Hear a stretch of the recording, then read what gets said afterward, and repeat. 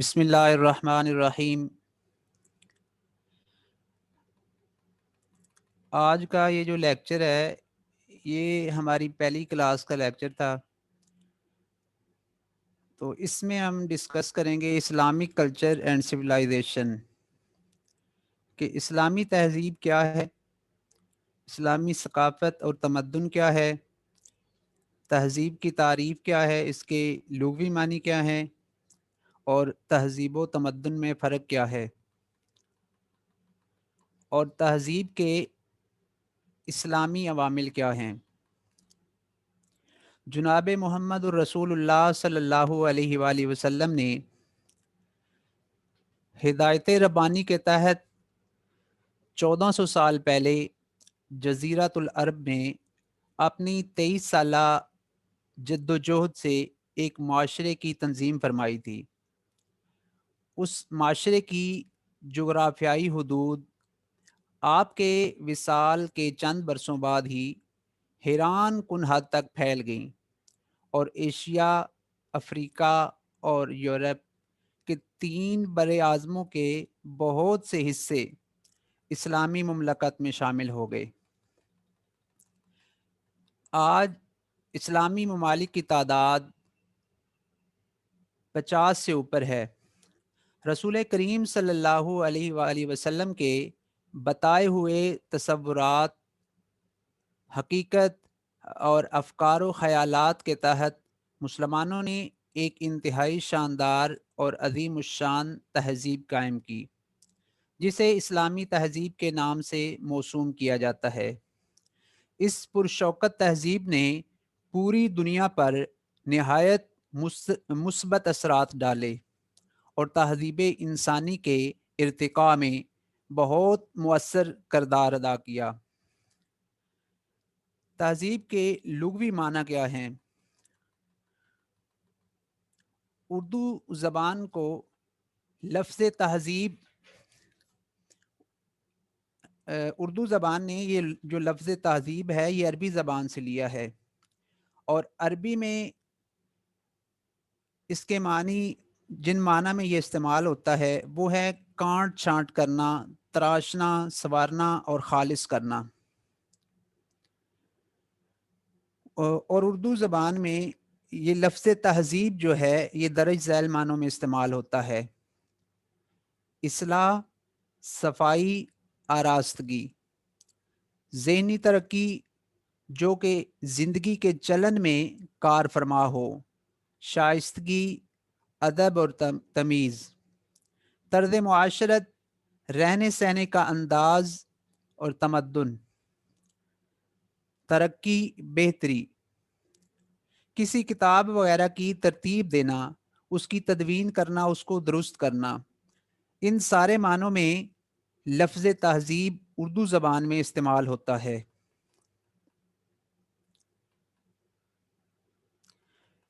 اس کی لغوی تعریف کیا ہے؟ عربی کی مشہور ڈکشنری لسان العرب میں ابن منظور تہذیب کے لغوی معنی میں چھانٹنے، اصلاح کرنے، سنوارنے، درست کرنے، خالص اور پاکیزہ کرنے کے بیان کرتے ہیں۔ تہذیب کے معنی شاخ تراشی کرنا۔ آپ نے دیکھا ہوگا مالی کس طرح پودوں کی کٹنگ کرتا ہے، وہ پودوں کو پانی دیتا ہے، زمین میں کھاد ڈالتا ہے، درختوں کے گلے سڑے اور سوکھے پتوں کو الگ کر دیتا ہے، جو شاخیں ادھر ادھر پھیل جاتی ہیں انہیں کاٹ دیتا ہے۔ ان شاخوں کے کاٹنے سے درختوں کی نشو و نما بہت اچھی اور جاذب نظر ہو جاتی ہے۔ یہ جو کانٹ چھانٹ کرتا ہے، جو اس کی کٹائی کرتا ہے، جو فالتو چیزیں ختم کر دیتا ہے، اسی کو تہذیب کہتے ہیں۔ تہذیب کی اصطلاحی تعریف کچھ اس طرح ہے کہ ہر چیز کی درستگی اور اصلاح کے لیے استعمال کیا جاتا ہے، یعنی ارادہ اور نیت کی درستگی اور اصلاح خیالات و جذبات، عادات و اطوار، رسم و رواج اور نظام معاشرت، علوم و فنون، تجارت و زراعت اور فکر و عمل کی درستگی اور اصلاح وغیرہ، یعنی ان سب چیزوں پر تہذیب کا اطلاق ہوتا ہے۔ سر سید احمد خان تہذیب کے مفہوم سے آشنا کرتے ہوئے لکھتے ہیں کہ جب ایک گروہ انسانوں کی کسی جگہ اکٹھا ہو کر بستا ہے تو اکثر ان کی ضرورتیں، ان کی حاجتیں، ان کی غذائیں، ان کی پوشاکیں، ان کی معلومات اور ان کے خیالات، ان کی مسرت کی باتیں اور ان کی نفرت کی چیزیں سب یکساں ہوتی ہیں۔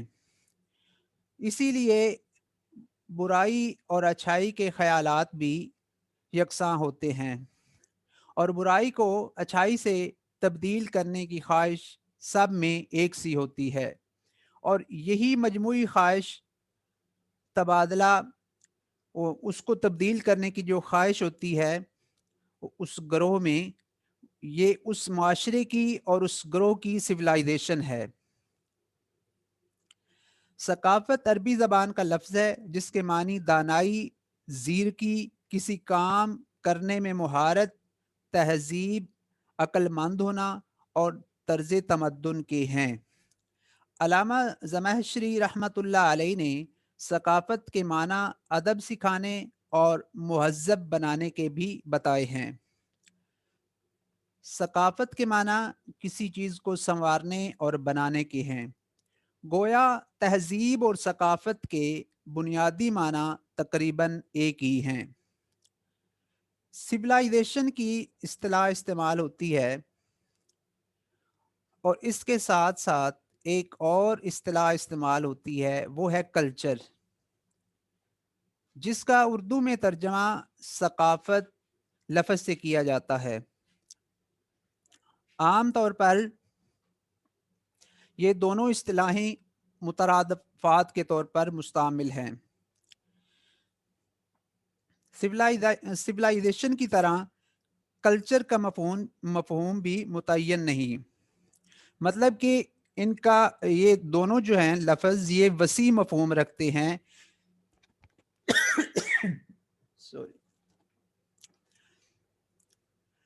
یہ اپنا وسیع مفہوم رکھتے ہیں، اس طرح ہم اس کو مقید کسی ایک تعریف کے تحت نہیں کر سکتے۔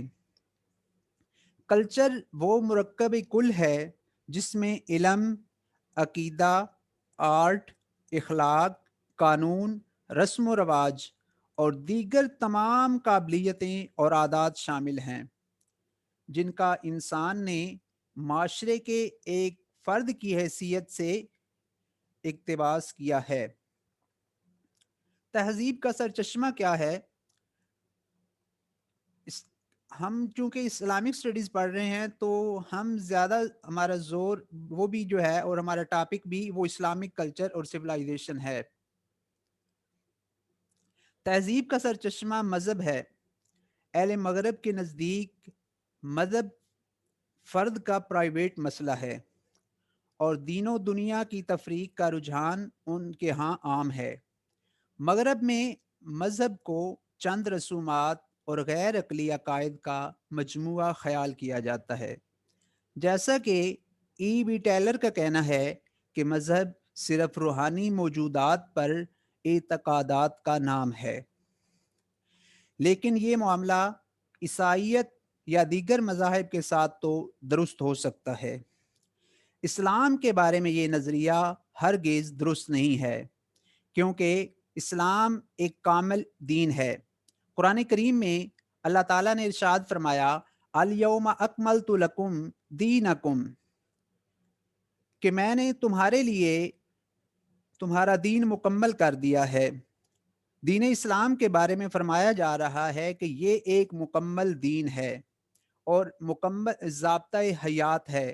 اس میں زندگی کے ہر ایک پہلو پہ اسلام نے توجہ دی ہے اور رہنمائی فرمائی ہے،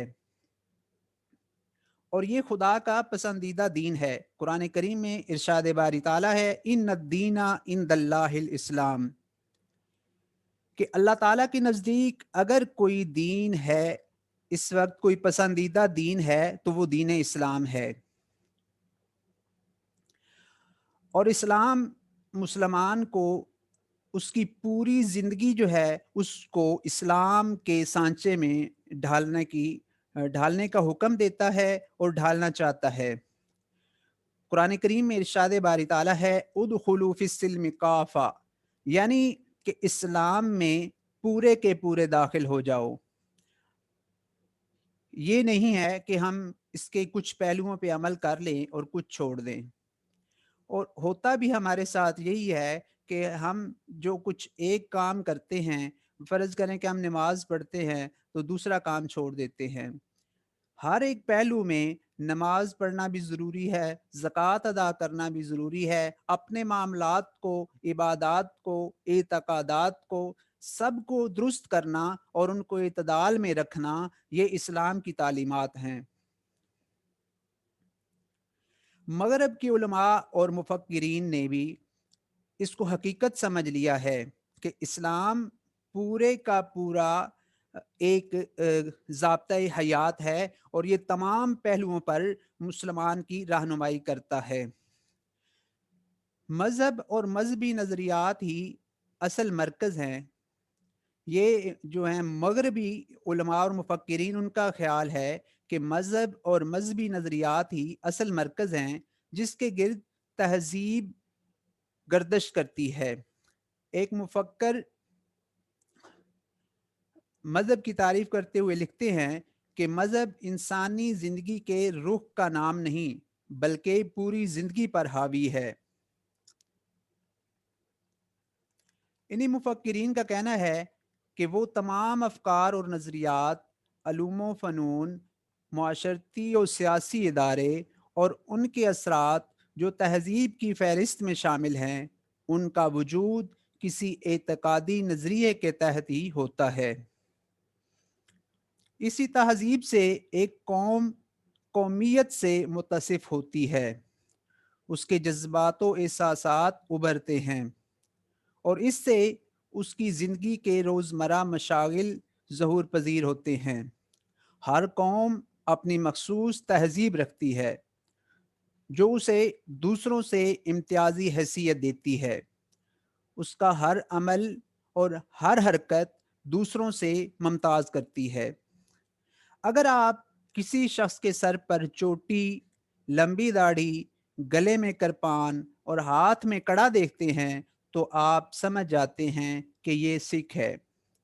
अगर आप किसी शख्स के सर पर लंबे बालों की एक लिट सी देखते हैं, तो आप फौरन उस पर हिंदू होने का फतवा सादर कर देते हैं। अगर आप देखते हैं कि एक शख्स लंबा सा कुर्ता और कुबा और साथ ही सर पर रुमाल और उकाल बांधे हुए है, तो आप फौरन पहचान जाते हैं कि ये अरबी है। अलगर्ज तहजीब या कल्चर मजहब से तश्कील पाता है, लेकिन इसका वजूद माजी में कायम होता है, जिसमें रफ्ता रफ्ता इर्तिका होता रहता है।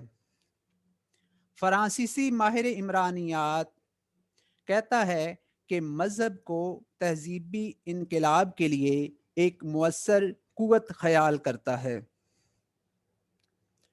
तो अब हमें इस पे गौर और फ़िक्र ये करनी है कि हमारी तहज़ीब क्या है कि जिससे हम पहचाने जाएं। इस्लाम एक मुकम्मल ज़ाब्ता हयात रखता है, अपनी तहज़ीब रखता है और अपनी सकाफ़त रखता है। जिस तरह मैंने ज़िक्र किया कि आप हिंदू को देख के उसको पहचान जाते हैं, आप सिख को देख के उसको पहचान जाते हैं और एक अरबी मुसलमान का लिबास देख के आप पहचान जाते हैं कि ये अरब अरब से है और अरब मुस्लिम है।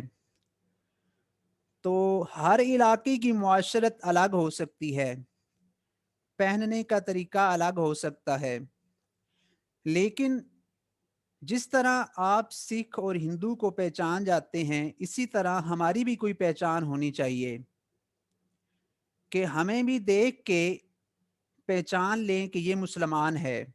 एक तो हमारे चेहरे की बनावट से, हमारी शक्ल से, हमारे लिबास से भी हमारी पहचान हो जानी चाहिए और दूसरी जो है वो हमारे अमल से पहचान होनी चाहिए।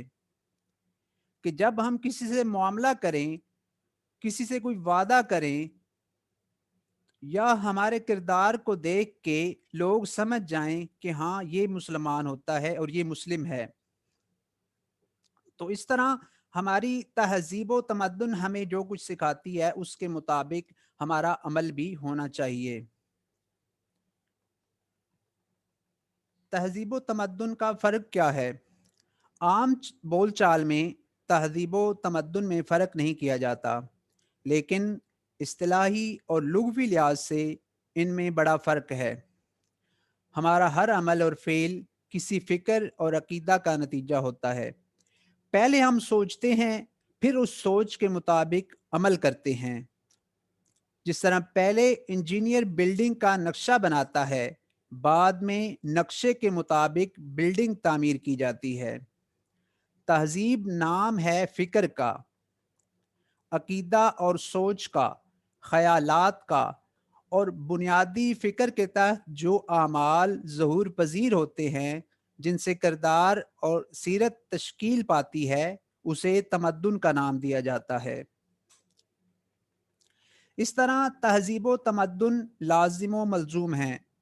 ان کا آپس میں وہی رشتہ ہے جو روح کا جسم کے ساتھ ہے۔ گویا تہذیب اصل ہے اور تمدن اس کا اظہار ہے۔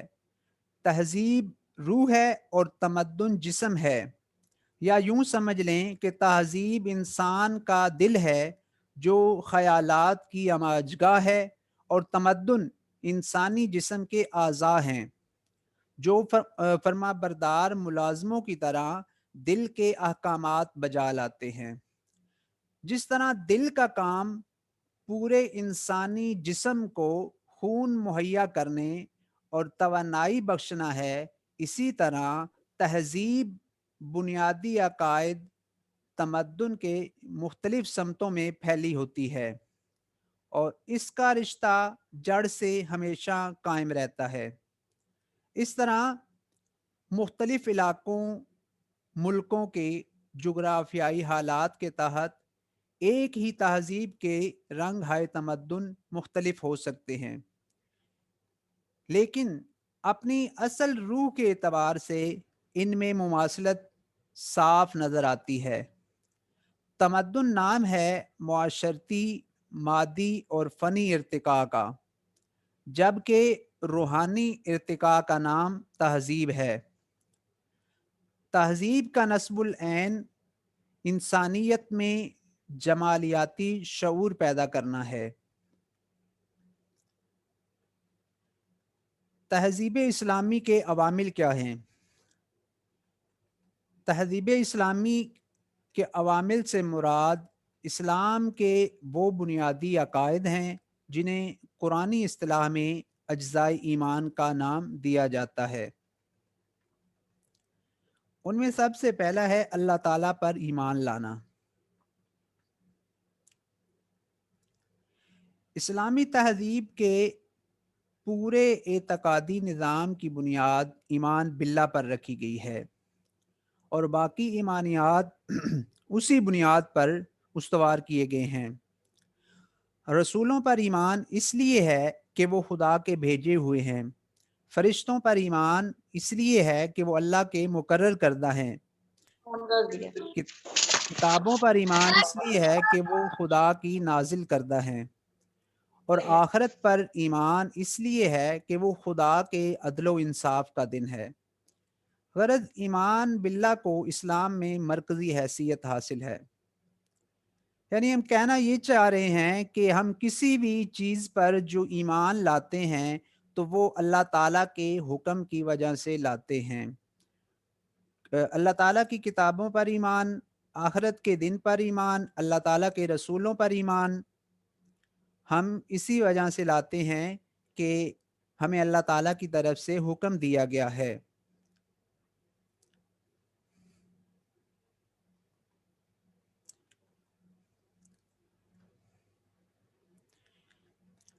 اس طرح ہمیں معلوم ہوا کہ ایمان باللہ کو اسلام میں مرکزی حیثیت حاصل ہے۔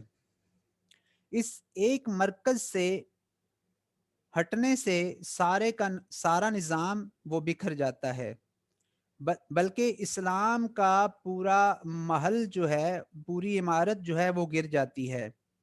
اس کی اہمیت کا اندازہ آپ اس سے بھی لگا سکتے ہیں کہ قرآن پاک اور حدیث پاک دونوں نے صرف اسی ایک چیز کو آ- آخرت کی فلاح کے لیے کافی قرار دیا ہے۔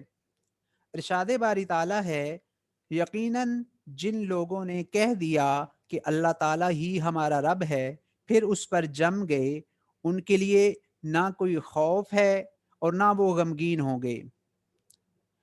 جب آپ نے کہہ دیا لا الہ الا اللہ اور اس بات پر ڈٹ گئے، کوئی چیز بھی چاہے وہ دنیاوی لالچ ہو یا کسی بھی طرح کی کسی شہرت کا لالچ ہو، آپ کو کسی کا کوئی خوف نہ ہو، کہ آپ نے کہہ دیا ہے کہ اللہ تعالیٰ کی ذات ایک ہے اور آپ اس پہ قائم ہو گئے، تو آپ کو نہ تو اس دنیا میں کوئی خوف اور غم ہوگا اور نہ ہی آخرت میں آپ غمگین ہوں گے۔ اور دوسری بات اور اہم عقیدہ جو ہے مسلمان کا، وہ یہ ہے کہ وہ رسالت پر ایمان لاتا ہے۔ اللہ تعالیٰ کے رسولوں پر ایمان لانا، اس حقیقت کا یقین کر لیا جائے کہ اللہ تعالیٰ نے اپنے بندوں کی ہدایت کے لیے گاہے بگاہے وقفے کے ساتھ مختلف علاقوں اور مختلف قوموں میں اپنے برگزیدہ بندوں کو بھیجا، اور انہوں نے پوری دیانت اور امانت سے خدا کا پیغام لوگوں کو پہنچایا۔ یہ انبیاء کرام کا سلسلہ حضرت آدم علیہ السلام سے چلا ہے۔ یہ بات قرآن پاک میں متعدد مقامات پر فرمائی گئی ہے کہ دنیا میں کوئی امت ایسی نہیں گزری جس کی ہدایت کے لیے اللہ تعالیٰ نے نبی مبعوث نہ فرمائے ہوں۔